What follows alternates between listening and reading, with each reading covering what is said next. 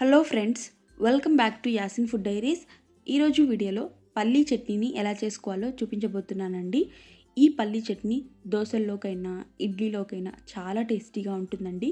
ఇలా నేను చూపించినట్టుగా పల్లీ చట్నీని ఒక్కసారి ట్రై చేయండి, సూపర్గా ఉంటుంది. మరి లేట్ చేయకుండా ఈ పల్లీ చట్నీని ఎలా చేసుకోవాలో చూసేద్దాం. ఇప్పుడు స్టవ్ మీద ఒక ప్యాన్ని పెట్టుకోండి.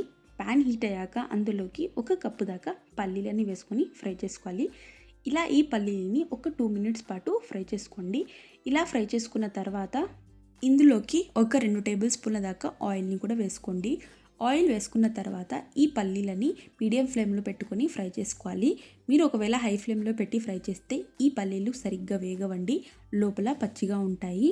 ఇలా ఈ పల్లీని ఒక 5 మినిట్స్ పాటు ఫ్రై చేసుకోవాలి. ఇలా ఫ్రై చేసుకున్న తర్వాత ఇందులోకి కారంకి సరిపోయే పచ్చిమిర్చిని వేసుకోవాలి. నేను ఇక్కడ 6 నుంచి 7 పచ్చిమిర్చిని తుంచుకొని వేసుకున్నానండి.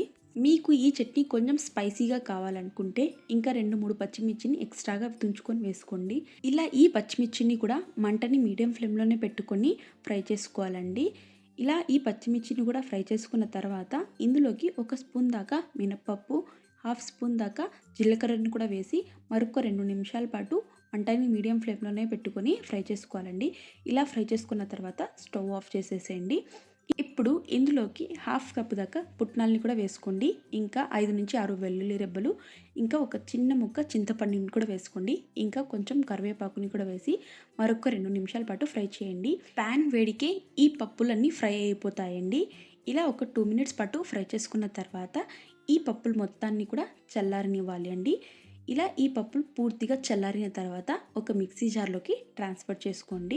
ఆ తర్వాత ఇందులోకి 1 స్పూన్ దాకా సాల్ట్, ఇంకా కొంచెం వాటర్ని కూడా వేసుకొని మెత్తగా గ్రైండ్ చేసుకోవాలండి.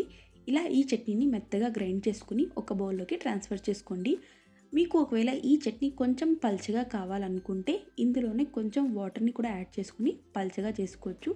బట్ చట్నీ ఈ కన్సిస్టెన్సీలో ఉంటే చాలా టేస్టీగా ఉంటుందండి. అంతే అండి, చట్నీ రెడీ అయిపోయింది. మీరు ఈ చట్నీకి తాలింపునైనా వేసుకోవచ్చు, లేకపోతే అలాగే సర్వ్ చేసుకోవచ్చు. తాలింపు కోసం ఆయిల్ని హీట్ చేసుకుని అందులోకి 1 స్పూన్ ఆవాలు, జీలకర్ర, మినపప్పు, కందిపప్పు, ఇంకా కొంచెం కరివేపాకుని వేసి ఒక 2 మినిట్స్ పాటు ఫ్రై చేసుకుని ఈ చట్నీలోకి ట్రాన్స్ఫర్ చేయండి. ఇప్పుడు ఈ చట్నీ తాలింపుకు పట్టేటట్టు బాగా మిక్స్ చేసుకోండి.